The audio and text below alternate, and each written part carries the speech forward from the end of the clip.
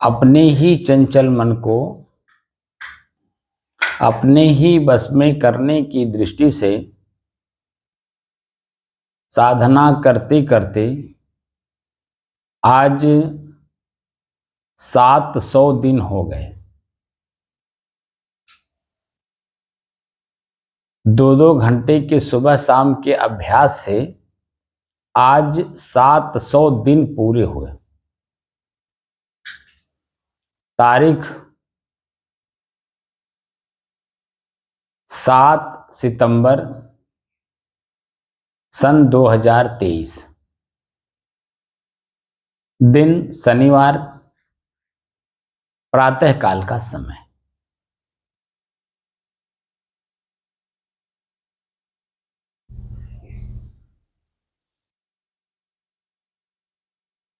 साधना का मतलब होता है अभ्यास करना। क्या होता है? अभ्यास करना, बार बार अभ्यास करना। जैसे किसान अगर बार बार खेत में ना जाए तो 4 महीने बाद जो फसल काटना है, क्या वो काट पाएगा? नहीं काट पाएगा। नहीं काट पाएगा। नहीं काट पाएगा ना। क्योंकि उसने एक बार बिया बो दिया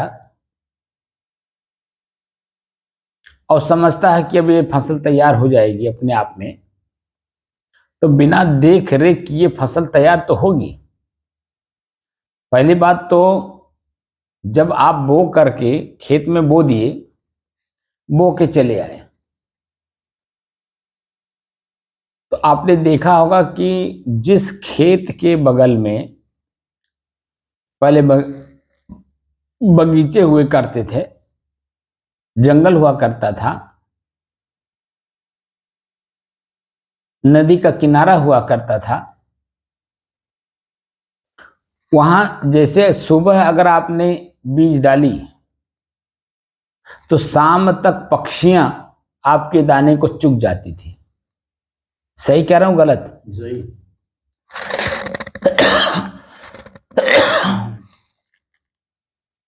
सुबह आपने बीज डाला और शाम तक पक्षियां चुग गई। आप समझ रहे हैं कि चलो मैं बिया डाल आया और फसल तैयार हो जाएगा। अब पता चला कि आपकी चिड़ियां बगल में जो रहती हैं वो आपके खेत में आकर के सारे दाने को चुग ले गई।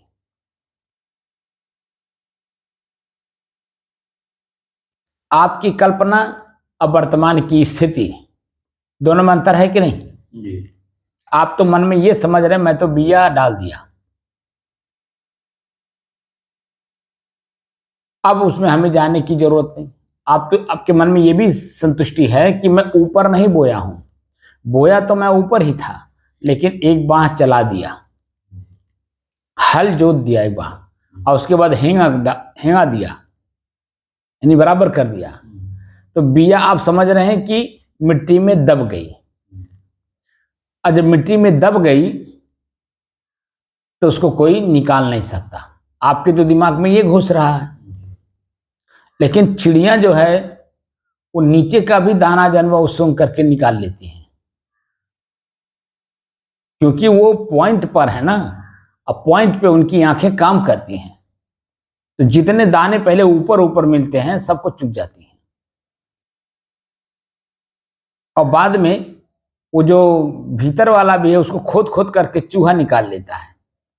या और भी जानवर हैं जो ठोड़ मार करके अंदर से निकाल लेते हैं, क्योंकि उनकी जो दृष्टि है ना, आंख की दृष्टि, वो दूरदर्शिता है। मिट्टी के अंदर में भी वो अपने तत्व को निकाल लेते हैं। क्या आप जानते हैं इस चीज को? जो चिड़िया हैं, बहुत से ऐसे चिड़िए हैं जिनके आंख की जो रोशनी है वो मिट्टी के अंदर भी चली जाती है। क्या ये मालूम है आपको? एक नई चीज दे रहा हूं आपको।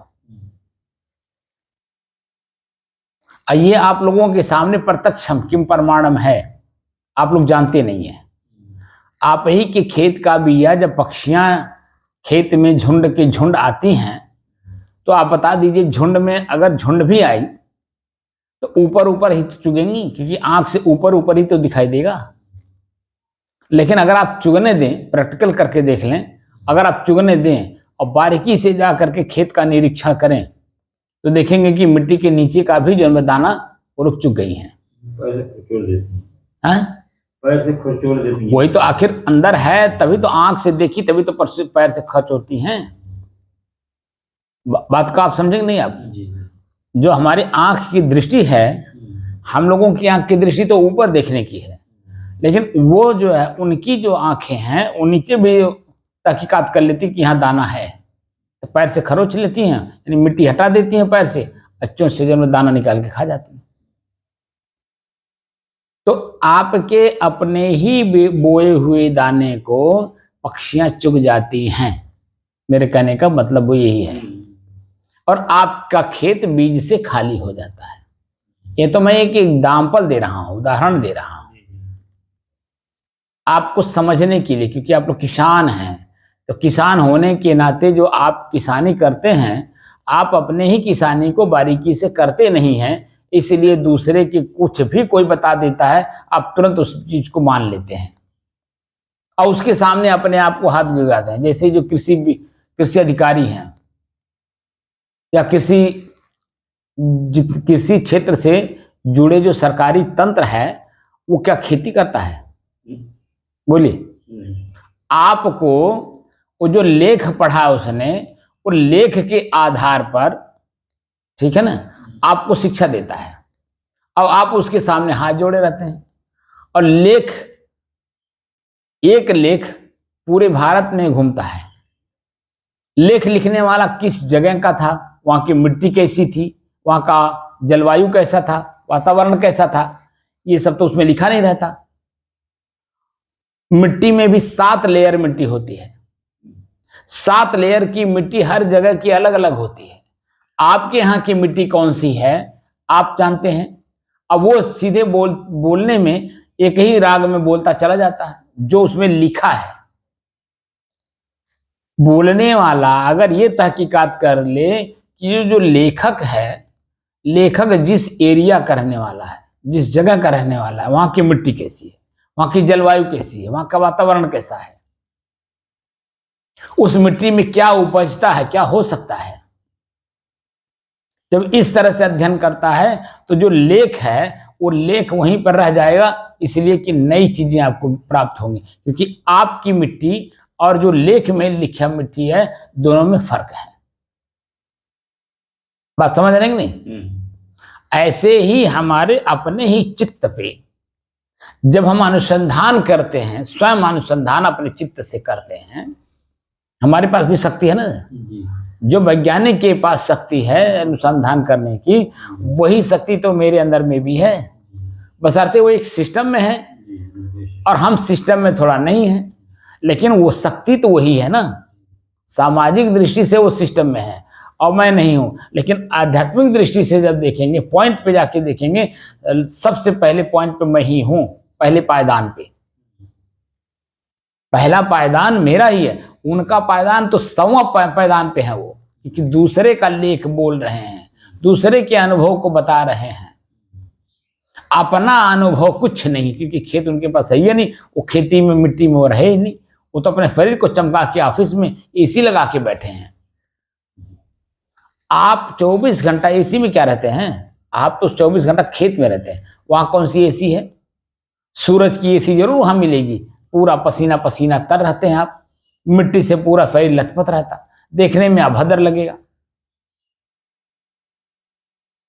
जो वास्तविक किसान है वो खेत से स्वयं सीखता है, मिट्टी से स्वयं सीखता है, जलवायु से, सूरज की रोशनी से, चंद्रमा की रोशनी से, बारिश से, हर चीज से वो सीखता है कि हमारी फसल को किस तरह का लाभ प्राप्त हो रहा है और उससे हमारा उपज कितना बढ़ेगा। ये सब एग्जाम्पल मैं आप लोगों को समझने के लिए, क्योंकि आपके पास वो शक्तियां स्वयं हैं। हमारे पास तो उतावला वाला है, क्योंकि हमने वेद पढ़ लिया, शास्त्र पढ़ लिया, कुरान पढ़ लिया, बात समझेंगे आप, बाइबिल पढ़ लिया, वो गुरु ग्रंथ साहब पढ़ लिया। तो पढ़ने में और कढ़ने में दोनों में अंतर होता है। आप ही लोग समझते हो क्योंकि आप लोग फील्ड पर हो, और ये जो बांचने वाले हैं, उसको पढ़ने वाले हैं, या उसको पढ़ करके जो सिखाने वाले हैं, वो फील्ड पे नहीं है। वो तो खाली साखी, दोहा, चौपाई, श्लोक याद कर लिए हैं, छंद प्रबंध याद कर लिए हैं, वो खाली याद करके आपको बताते हैं, वो तो हवा में है। लेकिन आप लोग जमीन में हो, इसलिए उनकी बात को सुनते हो, सुन करके एकदम बिल्कुल अपने आप को, अपने मन को शांत करते हो। लेकिन बोलने वाला, जैसे मेरे जैसा, मैं भी वही हूं, मैं भी पढ़ करके, सुन करके, जान करके मैं आप लोगों को बोल रहा हूं। स्वतः अपने अंदर में जागृत नहीं हुआ है। स्वतः जागृत तो कौन से ऋषि को हुई थी? हिरण्यगर्भ ऋषि को, पतंजलि को भी नहीं हुई थी। हिरण्यगर्भ ऋषि को स्वतः जागृत हुआ था। ये सब चीजें स्वतः उन्होंने चिंतन किया था, और चिंतन करके लेख के रूप में वो अपने लोगों के बीच में उस समय में रखे थे, या उनके सामने जो लोग आते थे उनको बताते थे। तो जो जैसे हमने आपको बताया, आपको ख्याल में है, याद में है, आपने किसी दूसरे को बताया, उसने तीसरे को बताया, इस तरह से चला आ रहा था। उसको बोलते हैं श्रुति, यानी सुन सुन करके, स्मृति ख्याल कर करके। तो उसी को लिपिबद्ध नए ढंग से महर्षि पतंजलि जी ने कह दिया, जो बाद के ऋषि हुए। तो बाद वाला पहले ही जब पॉपुलर होता, पीछे वाला भूल जाता है। पीछे वाला जब अपने समय पे रहता है, तब उसकी ख्याति समाज में कमोबेश रहती है। जो उसको देखता है, जानता है, सुनता है, पढ़ता है, वही उसको खाली जान पाता है वर्तमान में। लेकिन बाद वाले जो है, ये पढ़ पढ़ करके जो है दूसरे को सिखाते सिखाते लोगों को जना देते हैं। हमारी स्थिति यही है। सहज रूप से मेरे पास सारी शक्तियां हैं, मैं भी वही हूं जिसकी सुन रहा हूं, जिसकी पढ़ रहा हूं, जिसके लिखने पढ़ने में मैं चिंतन कर रहा हूं, उस स्वयं ही मैं हूं। लेकिन स्वयं का क्या बोध है? नहीं है। इसीलिए दूसरे से जानने की जरूरत पड़ती है। लेकिन वो जो बताने वाला है, जनाने वाला है, लिखने वाला है, प्रचार करने वाला है, वास्तव में क्या उस लेवल पर है? बिल्कुल नहीं। वह तो खाली पढ़ लिया है। जितने पढ़ने वाले लोग हैं किताबों को, आप उनको देखिए, उनका चौकी पे बैठ करके अपने शरीर को देखते हैं, कपड़े को देखते हैं, अपने संपन्नता को देखते हैं। संपन्नता का मतलब यहां साफ सफाई से है। शरीर पे मट्टी नहीं लगा रहेगा, कहीं जरा सा पानी भी अगर लग जाएगा तो कपड़े से तुरंत पोंछ लेते हैं। मिट्टी और की चीजें तो छोड़ दीजिए, जरा सा पानी भी अगर आप लघुशंका भी जाते हैं, हमारे संत महात्मा लघुशंका जाते हैं तो पानी लेके जाते हैं, अब पानी से जो है लघुशंका के साथ शिशनेंद्रिय को धोते हैं। वहां से आएंगे फिर धोएंगे, फिर तुरंत जो है कपड़े से हाथ को पोंछेंगे। लेकिन आप बता दीजिए, जो जमीनी स्तर पे है, आप कहां कहां पानी लेके घूमोगा बताओ? लघुशंका तो आप भी करते हैं, क्या नहीं करते हैं? पानी कहां कहां लेके घूमेंगे आप बताइए? मैं आपकी बात कर रहा हूं, मैं उनकी बात नहीं कर रहा हूं जिसकी आप कर रहे हो। मैं आपकी खुद की बात कर रहा हूं, जो शक्ति आपके अंदर में, मैं उसकी बात कर रहा हूं। जैसे हिंदू लोग भी पानी लेके जाते हैं, मुसलमान लोग भी जब लघुशंका करने जाते हैं तो वो पानी लेके जाते हैं। अगर पानी नहीं मिला तो ढेला ले लेते हैं, आप उसकी बात कर रहे हैं ना, मैं उसकी बात चर्चा नहीं यहाँ कर रहा, मैं इसी तो कटाक्ष कर रहा हूं उसकी। इन दोनों को काट रहा हूं और आपकी अपनी शक्ति को जागृत कर रहा हूं, आपकी अपनी जागृत कर रहा हूं।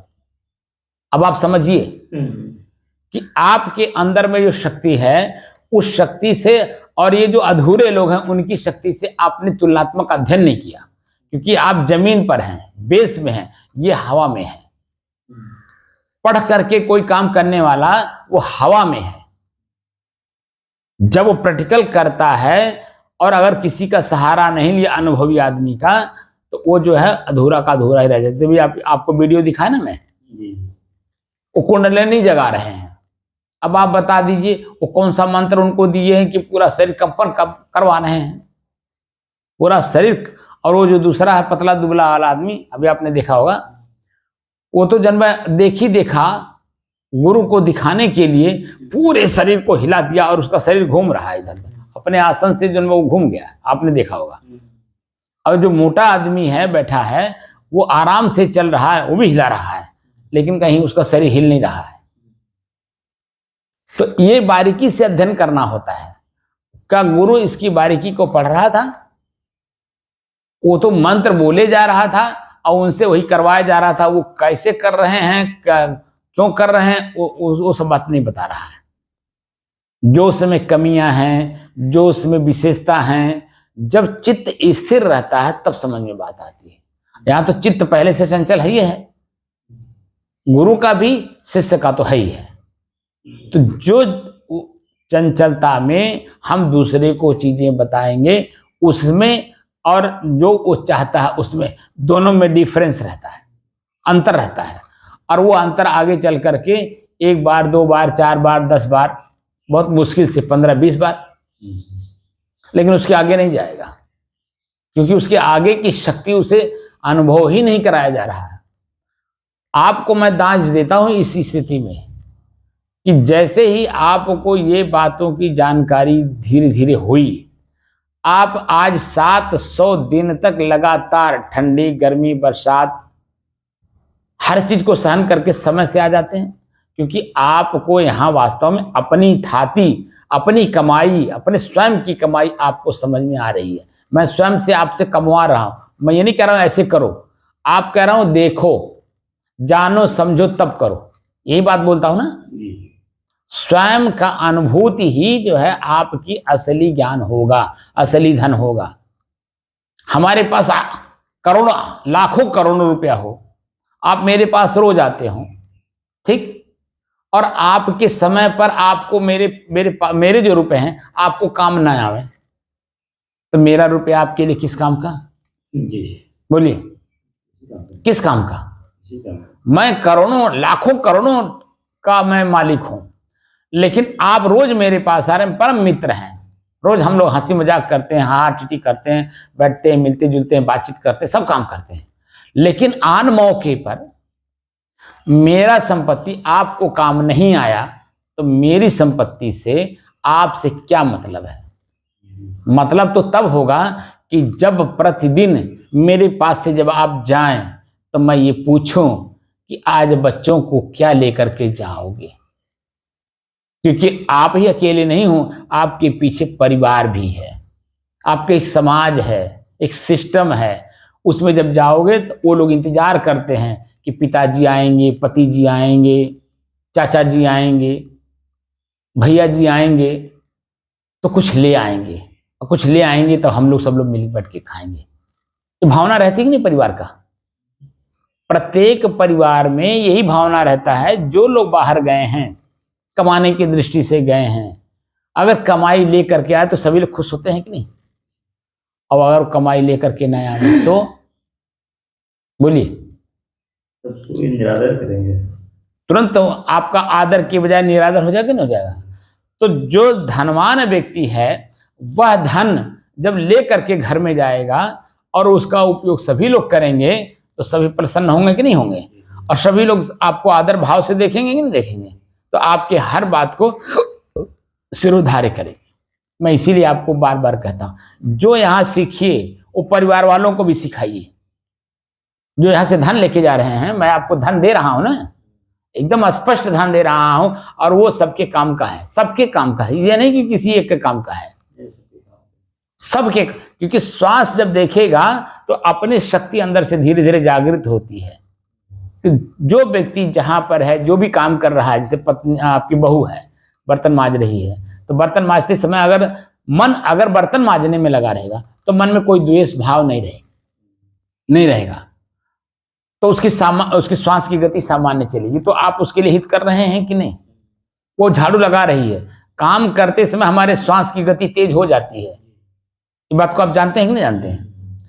तो वो बेचारी कितने प्रकार से दुखी है, उसके दुख में आपने एक टेबलेट आपने दे दी, और जैसे टेबलेट वो पाई, हर प्रकार के दुख से वो संतुष्ट हो जाती है कि नहीं? काम करते समय भी अगर वो अपने श्वास पे ध्यान दे तो वो जो काम करने की क्षमता है उसमें अपने आप बदलाव आ जाएगा, चंचलता नहीं रहेगी।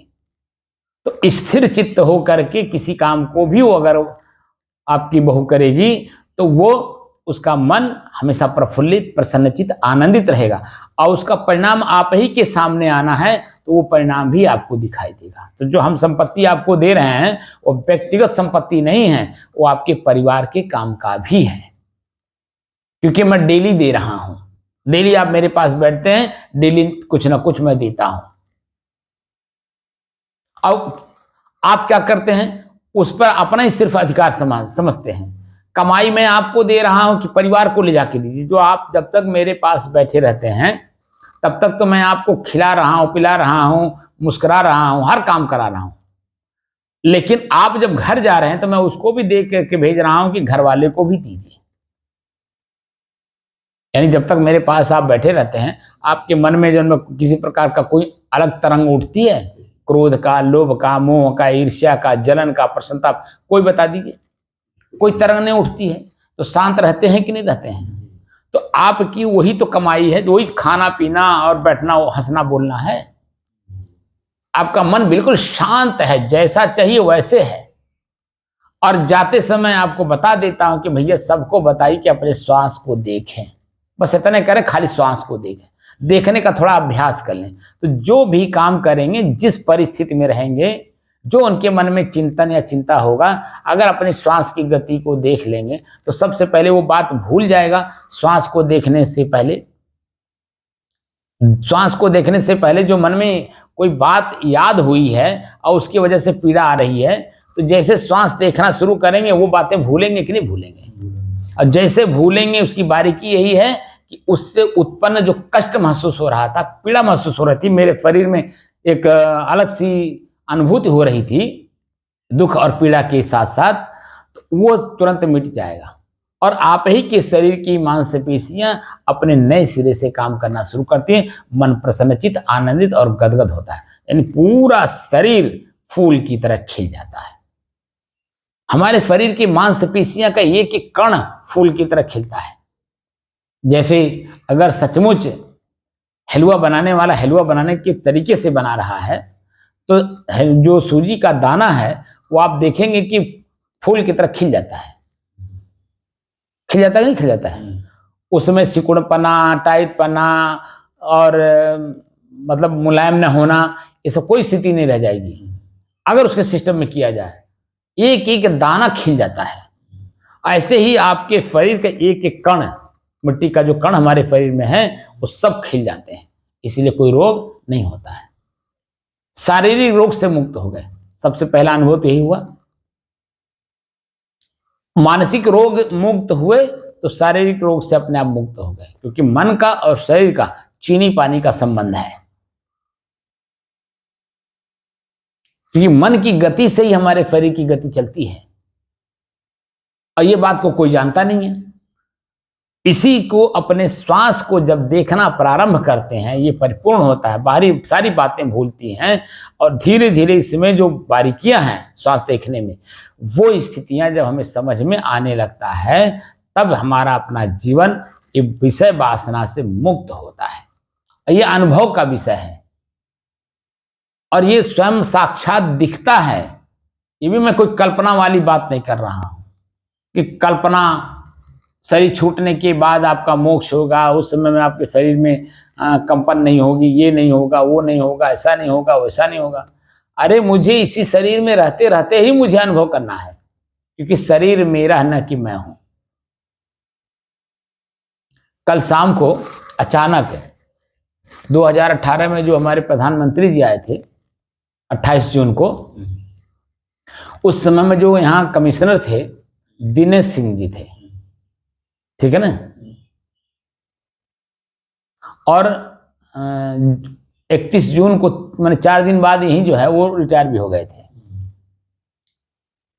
तो कल अचानक उनका फोन सुबह, जैसे हम लोग बैठे हैं ना सुबह, तो मैं फ्लाइट मोड में कर दिया हूं। तो फ्लाइट मोड में जब मोबाइल रहता है तो कोई भी फोन करता तो लगता नहीं है, क्योंकि हम लोगों को डिस्टर्ब नहीं करता है। लेकिन जैसे हम उसको ऑन करते हैं, फ्लाइट मोड हटाते हैं, वैसे ही जो व्यक्ति जहां हमको याद किया है, या जो व्हाट्सएप पे, फेसबुक पे, या जो कुछ भी कई काम होता है, वो खटखट खटखट करके हमारे मोबाइल पे देने लगता है। तो कल वाले सुबह में एक नंबर आया, अनजान नंबर, मैसेज में कि आपका मिस कॉल आया है। तो यहाँ से मैं जब उठ के गया तो मैं भूल गया। शाम के टाइम जब उसको मैं देखा मैसेज को, तो मेरे दिमाग में आया, लगा के देखें किसके यहाँ। तो लगाया तो ट्रू कॉलर में दिनेश सिंह यूपी ईस्ट ये निकल करके आया। तो मैं कहा भाई दिनेश सिंह कौन है। तब जब कॉल लग गई, उधर से आवाज आई, तो मैं पूछा आप कौन। तो उन्होंने कहा दिनेश सिंह। मैं कहा कौन से दिनेश सिंह। उन्होंने कहा कि बस्ती के कमिश्नर। तो मैं समझ गया तुरंत, और जैसे समझ गया जैसे फिर वार्तालाप होने लगी। अब वो लोग जो है हमारे अब असल में कभी ध्यान साधना तो किए नहीं हैं, समझ रहे हैं, खाली शब्द में पढ़े हैं और काम किए हैं कुछ और। तो वो जो स्थिति है वो कैसे तुरंत समझ में आ जाएगी, क्योंकि हम लोग प्रैक्टिकली चल रहे हैं। अब वो सिर्फ किताबों को पढ़ करके, तो किताब में कोई जरूरी है कि प्रैक्टिकली जो चीजें हो, सही चीजें लिखी हो। हमको अनुभूत कुछ हो रहा और लिखा कुछ हो, तो हम अपनी अनुभूति को जो वास्तविक है उसको उसमें मिलाने की कोशिश करते हैं, तो मेहनत करते हैं, जो कि सहज भाव में जो मेरे शरीर में स्वयं अनुभव हो रहा है वही वास्तविक है। वो जो किताब में लिखा है वो वास्तविक नहीं है, क्योंकि इस प्रकृति में है परिवर्तन। अब परिवर्तन वहां मैं समझ नहीं पाता हूं, तो मैं उसमें मेहनत करने लगता हूं। जैसे आपने देखा नहीं, वो जो साधना करा रहे हैं महात्मा जी, हाथ बंद करवा दिए, ऐसे से करवा रहे हैं। अब बताइए, जहां शांति होनी चाहिए, हमारे शरीर में जब कंपन होगा तो थकान आएगी कि नहीं आएगी? तो सहजता कहां रह गई? सहज में ही, सहज रूप से, सहज भाव से हमारी अपनी चीजें सहज में, सहज समझ में आनी चाहिए, उनमें कोई क्रिया नहीं होनी चाहिए। तब आपके ज्ञान की पराकाष्ठा मानी जाएगी। सहज में, सहज रूप से, सहज भाव में, और हमारी सहज की स्थिति स्वयं में समझ आ जाए। जब तक स्वयं में सहज रूप से समझ में नहीं आएगा, तब तक जो क्रियाएं, तो जितने भटके हुए लोग हैं सब भटका रहे हैं। असल में उनका भी दोष नहीं है।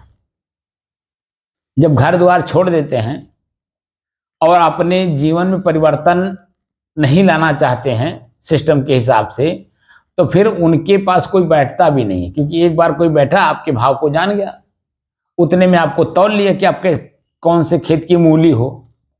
उसके बाद जो है आपके पास आना जाना, उठना बैठना, बोलना चालना, बोली भाषा सब बदल जाता है ना लोगों का। तो वहां आप अकेले अकेले परेशान होते हैं। तो अपनी परेशानी दूसरे पे डालने के लिए वो तरह तरह के विकल्प ढूंढता है, कैसे हम जनता को अपने में मोटिवेट करें। यानी शरीर है तो भूख लगेगा ही, प्यास लगेगा ही, नींद लगेगा ही, तूफान से, बरसात से बचने के लिए मकान की जरूरत है ही, तो एक जगह स्टे करने के लिए आश्रम की जरूरत है ही, जमीन की जरूरत है ही। वो अपनी वृत्ति को अपने जगह पे वो प्रकृति में फिर उलझा देता है। तो जब आश्रम बनेगा, कुटी बनेगी, तो उसमें फैकल्टियां चाहिए कि नहीं चाहिए? हाँ, और जब फैकल्टी चाहना आ जाएगी तो बता दीजिए जो आप करने आए थे उससे आप अपने आप को कितना दूरी पे कर ले रहे हैं? विलासिता बढ़ जाएगी। दूरी बढ़ी कि नहीं बढ़ी? अपने से जो मैं करने आया था उससे अब वर्तमान की स्थिति से हमारी अपनी स्वयं की स्थिति दूरी हो गई, बना ली। वो तो मन मस्तिष्क जो है वो फैकल्टी में चला गया, तो बारीकी से आपके मन को ठग ले गया। आप ही को आपका मन ठग ले गया, आपको कैसे मालूम? कबीर साहब की साखी सभी लोग पढ़ते हैं, ई मन चंचल, ई मन चोर, ई मन शुद्ध ठगहार, मन मन करते सुर नर मुनि जहड़े, मन के लक्ष्य द्वार। ये साखी सभी लोग पढ़ते हैं, लेकिन क्या उस साखी के अनुसार अपने ही मन की गति को बारीकी से समझ पाते हैं?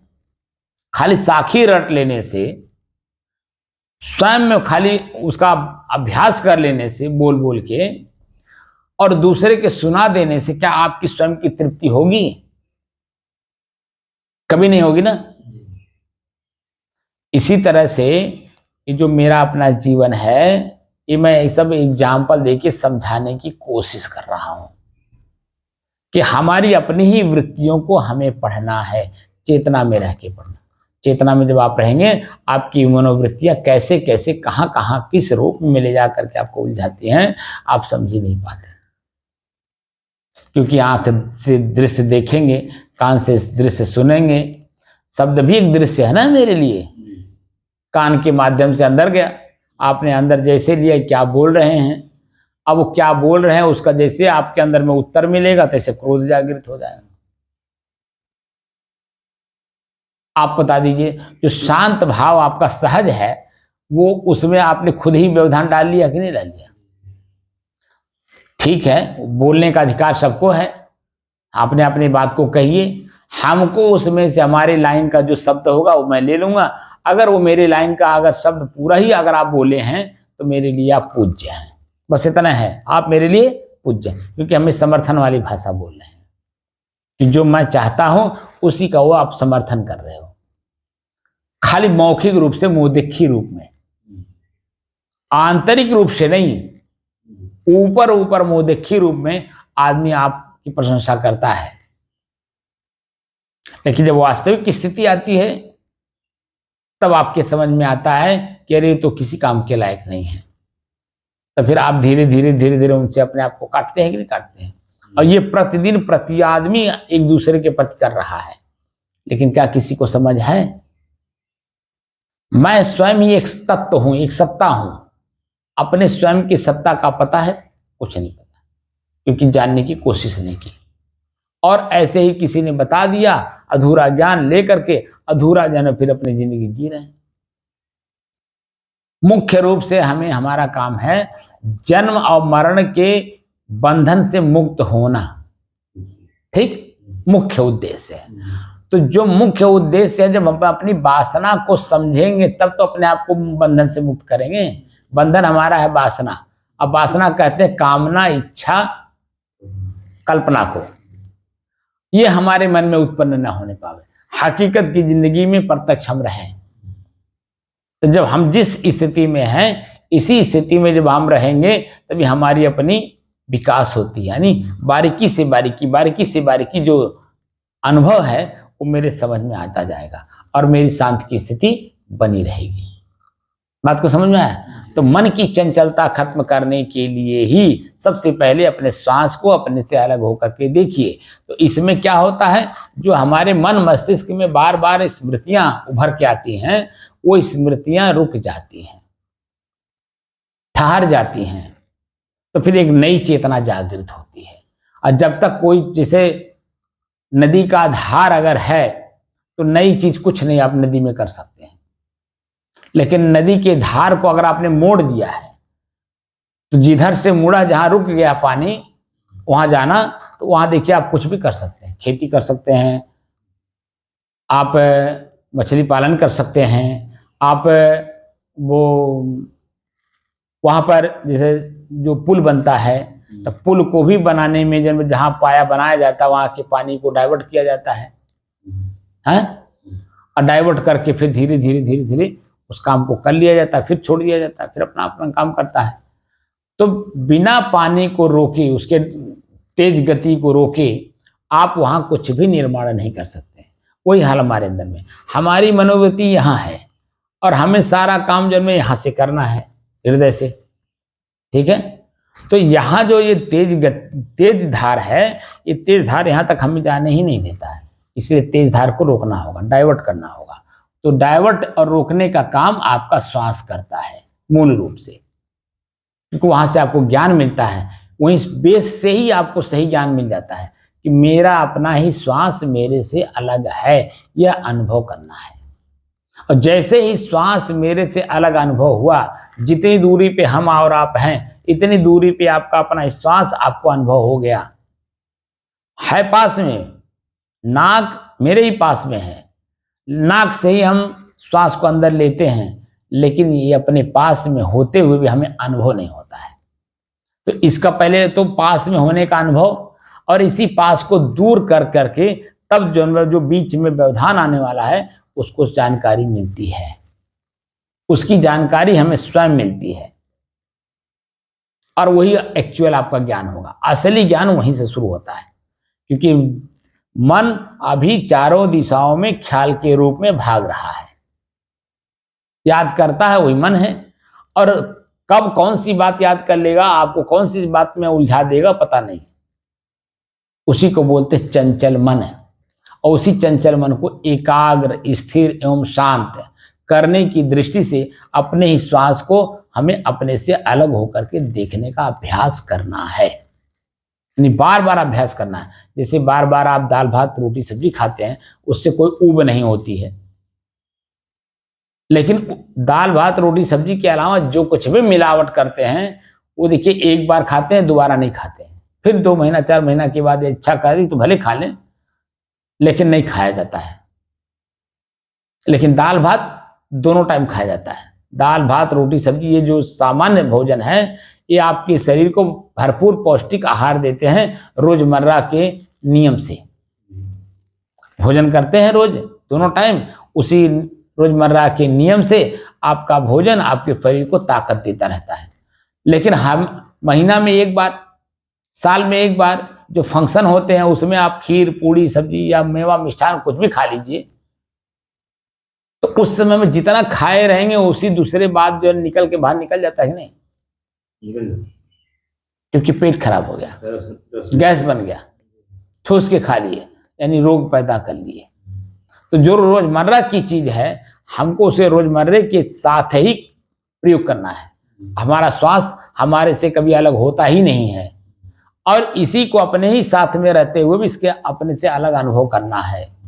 और जैसे हमारा श्वास हमसे अलग अनुभव हुआ, तो सारी चीजें हमें अपनी समझ में आ जाएगी। और जब अपनी समझ में हमें पूरी आ गई, तो दूसरा कोई हमको कुछ भी बतावे, तो क्या मैं उसके बताए अनुसार जब तुरंत अपनी स्थिति को छोड़ देंगे? क्योंकि मेरी शांत की स्थिति वो भंग करने आया है, इसलिए वहां पहली बात तो प्रेम से कह देंगे, भैया आज मेरे पास समय नहीं है, मैं आपका काम नहीं आज कर सकता, तो वो बात छूट जाएगी। तो उससे उत्पन्न होने वाला जो अच्छाई बुराई है, वो आपके मन को प्रभावित नहीं करेगा, आपका मन हमेशा शांत रहेगा। बात समझ रहे कि नहीं समझ रहे? इसलिए जो सही तथ्य है, सही तथ्य पे सही लोगों को जाने के लिए ही मैंने अपने आप को कटिबद्ध किया, और प्रतिदिन वीडियो बना बना करके आप लोगों के बीच में इसीलिए डाला कि ताकि आप लोग जो है, जो वास्तविक स्थिति है आपकी अपनी और दूसरे की, दोनों का तुलनात्मक अध्ययन करिए। जो आपकी अपनी थाती है वो मजबूत है, दूसरे की थाती जो, जैसे रुपया हमारे पास अपना है तो वहां कोई द्वंद्व रहता है मन में, लेकिन जब दूसरे का लेते हैं तो वापस भी करना रहता है, चिंता रहती है नहीं रहती? जैसे सामान्य जीवन में कर्ज लिया जाता है, तो कर्ज लिया गया है तो उसको वापस भी करना है। ऐसे ही किसी का उधारी ज्ञान लेकर के अगर आप अपने जीवन में उसको धारण करते हैं, तो उसके ज्ञान को वापस करना भी तो पड़ेगा। क्या कभी इस बात का जानकारी किसी को है? नहीं है, क्योंकि अपने जो अपने स्वयं की थाती है ना, उसको वो जानते ही नहीं, समझते ही नहीं है, और देखने की बातें दूर है। कैसे देखेंगे जब संसाधनों का प्रयोग करेंगे तब तो दिखाई देगा। जैसे अंधेरा हुआ, हमें रास्ता चलना है, अब मन में शंका हो रहा कैसे जाएं, तो मार्केट में टॉर्च भी तो है, आपके पास पर्याप्त पैसा भी है, आप किसी से मंगा लीजिए या स्वयं जाकर के ले लीजिए। एक टॉर्च हाथ में रखिए तो अंधेरे को चीर करके जो सही प्रकाश है वो आपको दे देगा, यानी आपके रास्ते को क्लियर कर देगा कि यहाँ सांप है, बिच्छू है, रस्सी है, डंडा है या मट्टी ही ऐसी है, तो सारे भ्रम को दूर कर देता है कि नहीं। तो स्वयं का ज्ञान स्वयं में ही हमें निकालना है। टार्च लेने का मतलब क्या है, हमारे हाथ में है, हम अब जला करके उसके स्पष्ट देख लिए, तो मैं स्वयं ही अपने आप में ज्ञानवान हूं ना, मेरा अपना स्वयं का एक टार्च है। लेकिन हम अपने टार्च को जानते नहीं, उसको जलाना नहीं जानते, उसका प्रयोग करना नहीं जानते। इसीलिए मैं आप लोगों से निवेदन करता हूं, शांत भाव बैठने से पहले अपने ही श्वास को अपने से अलग होकर के देखने का अभ्यास करिए। ये जितने दिन में भी आप पूरा कर लें ये आपका दायित्व है, क्योंकि आपको अपनी नई चीजें जो आपकी अपनी थाती है, जो अंदर है, उसी से आप परेशान हैं, उसी से दुखी हैं, उसी से पीड़ित हैं। इसलिए अलग अलग कर लीजिए। दो वृत्तियां हमारे अंदर में काम करती हैं, एक शुभ के रूप में, एक अशुभ के रूप में, एक पाप के रूप में, एक पुण्य के रूप में। पाप का मतलब होता है हिंसा, दुख, पीड़ा। हमारे ही अंदर में वृत्तियां उभर उभर करके हमें पीड़ा देती रहती हैं। तो इन सब को अलग अलग किए बिना आपको सही ज्ञान का, क्योंकि सही बोध, हम स्वयं एक तत्व हैं और स्वयं में कौन कौन सी क्रियाएं स्व की हैं वो जाने बिना इन सब चीजों को अपने जीवन से परित्याग नहीं कर सकते हैं। इसलिए ये जो साधना मिल रही है इसका भरपूर लाभ उठाइए और अपने आप को पूर्ण रूप से समझने का प्रयास करिए कि मैं स्वयं जो चिंतन करता हूँ, जो प्रत्यक्ष देखता हूँ, वो ही वास्तव में वजनदार है, उसे ही हमें प्रयोग करना है। जो मेरे पास था ही नहीं, है ही नहीं, और कोई देगा भी तो वापस लेगा भी। तो इसलिए मेरी अपनी ही चीज को अंदर से निकालने का प्रयास करिए, अपने स्वयं को ज्ञानवान बनाइए, धनवान बनाइए। आप स्वयं दूसरे को दीजिए और तथ्य दीजिए ताकि उसका मन शांत हो। और जब मन उसका शांत हो गया, आपको अनुभव हो गया, इसका मन शांत हो गया, उसको भी अनुभव हो गया कि इस साधन से मेरा मन शांत हो रहा है या हो गया है, तो उस साधन का प्रयोग वो बार बार करे और आपका कर्तव्य है कि उसको बार बार करवाए ताकि वो अपने तक समझ जाए और अपने स्वयं की अनुभूति का अनुभव करे।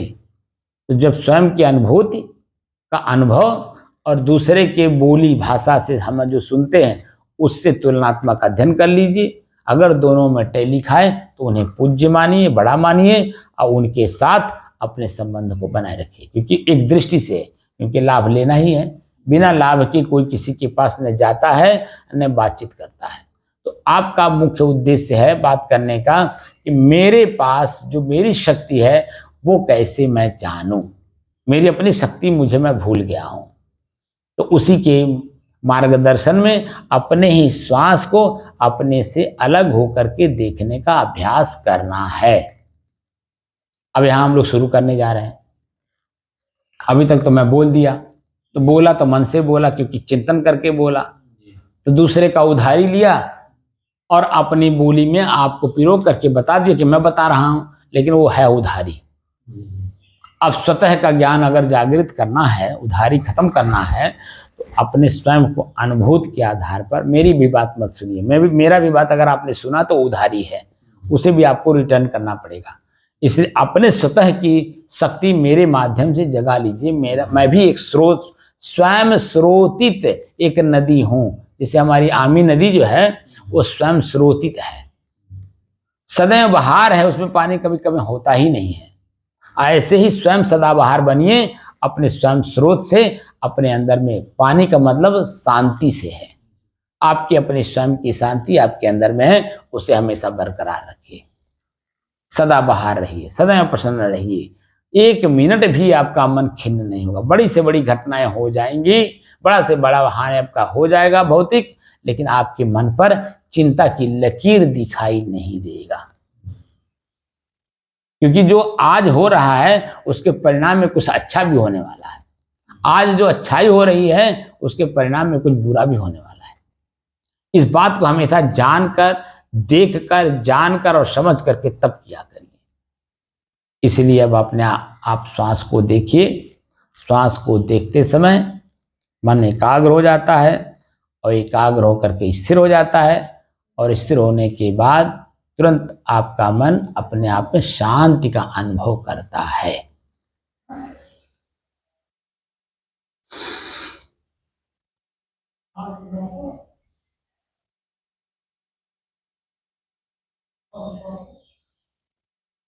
ये अंतर्मुख है, ये बहिर्मुख नहीं है। इसलिए आंख बंद करके पैर पलथी मार करके सुखासन में बैठ जाइए। हाथ को जैसे भी रखना चाहे वैसे रख लें, इसका कोई प्राविधान नहीं है। वो तो जो अधूरे लोग हैं वो इन सब चीज़ों को टाइट करते कराते हैं, लेकिन यहाँ मन को शांत करना है, इसलिए यहाँ कोई प्राविधान हमने नहीं रखा है कि आप कुर्सी पे बैठे हैं या नीचे बैठे हैं, पलथी मार के बैठे हैं, पैर फैला के बैठे हैं, इससे कोई मतलब नहीं है। मतलब हमें अंदर से है।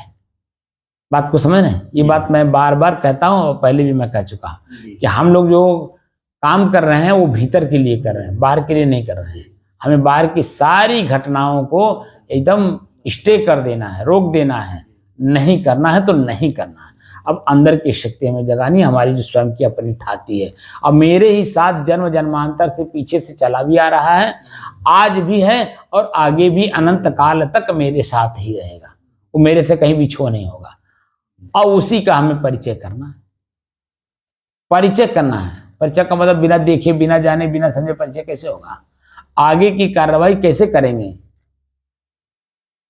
आप हमको अपने बेटी बेटा के शादी में बुलाना चाहते हैं और मैं क्या हूं, मैं हवा में हूं। आप निमंत्रण दे दिए, मैं आज यहाँ हूं, कल वहां हूं, परसों वहां हूं, ऐसे मैं घूम रहा हूं। तो बताइए आपकी शादी के दिन मैं कैसे आ पाऊंगा? उस समय मैं बहुत दूर निकल गया हूं, तो लौट करके आना संभव है? तो लौट करके आने की संभावना तब है जब एक जगह स्थिर होकर के आप अपने ही सारे कामों को करते हैं तब।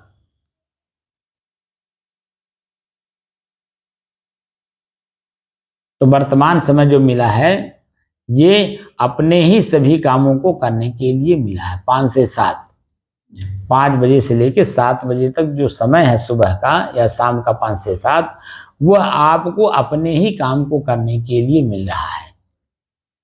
शांत भाव से अपने आप को हमें अनुभव करना है।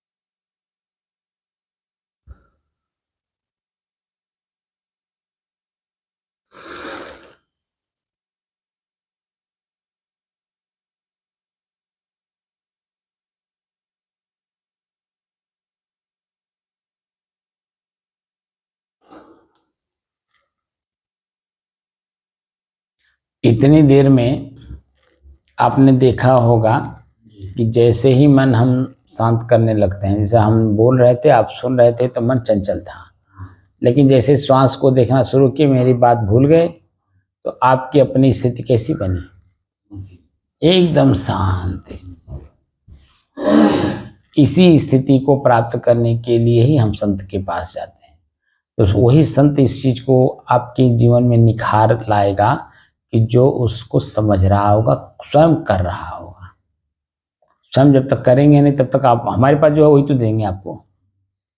और जैसे आप चंचल हैं, वैसे मैं चंचल हूँ, और चंचलता में आपको क्या दूंगा बताइए? बड़ी बड़ी बातें आपके सामने बोलता हूँ, खाली रटा हुआ, सुना हुआ, पढ़ा हुआ, लेकिन स्वयं में जागृत नहीं हुआ। और जब तक स्वयं में जागृत नहीं होगा, तब तक आप बता दीजिए वो क्या करेगा आदमी? उसका मन तो आगे जाकर के भटक रहा है, आपको भटका रहा है, कैसे समझेंगे?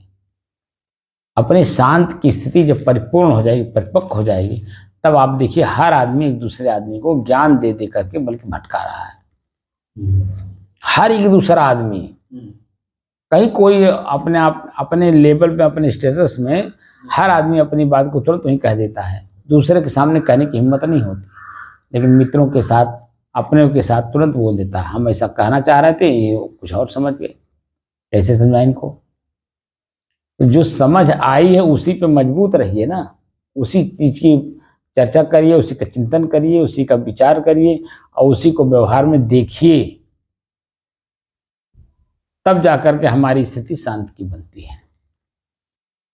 और इसी को असली मोक्ष कहते हैं। इसी को कबीर साहब ने अपने बीजक में उद्धृत किया है। तन थिर मन थिर सूरत निरत थिर होय, कहीं कबीर ता पलक ही है कल्प बराबर हो।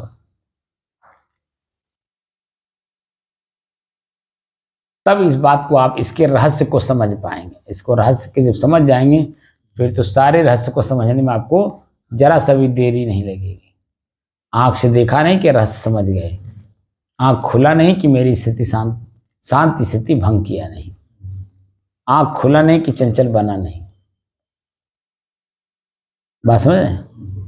इसलिए अपने आप को ही पढ़ने की सभी महापुरुष प्रयास करा रहे हैं, लेकिन आदमी अपने आप को पढ़ता तो है, लेकिन लुट जाने के बाद, जब लुट जाता है, कोई ठग लेकर के चला जाता है, तब वो वापस उसी स्थिति में आना चाहता है जैसे पहले था, लुटने से पहले। तो वो स्थिति कैसे तत्काल आ जाएगी? किसी से परिचय हो गया हो और तत्काल में कुछ घटना घट रही हो, तो कोई भी आपके पास तुरंत दौड़े दौड़े कैसे चले आएगा?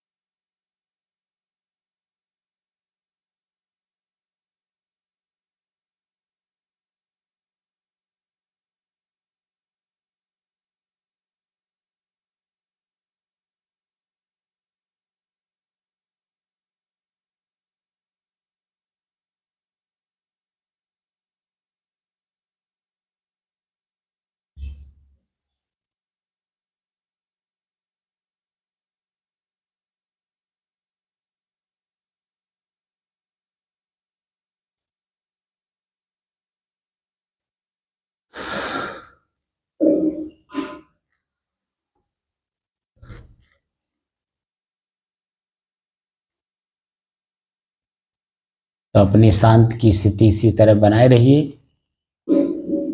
और इसी को बनाने के लिए इसका बार बार अभ्यास करिए। जैसे मैंने आपको बताया कि अपने ही दाल भात रोटी सब्जी प्रतिदिन खाते हैं, लेकिन मन उबता नहीं है, क्योंकि उसी से शरीर हिष्ट पुष्ट रहता है। तो ऐसे ही दाल भात की तरह अपने ही श्वास को प्रतिदिन दोनों टाइम देखिए। सुबह देखिए, रात की सारी कचरा साफ हो जाएगा, शाम को देखेंगे तो दिन भर का कचरा साफ हो जाएगा। आपकी जो अपनी स्वयं की शांत की स्थिति है वो यथावत बरकरार रहेगी।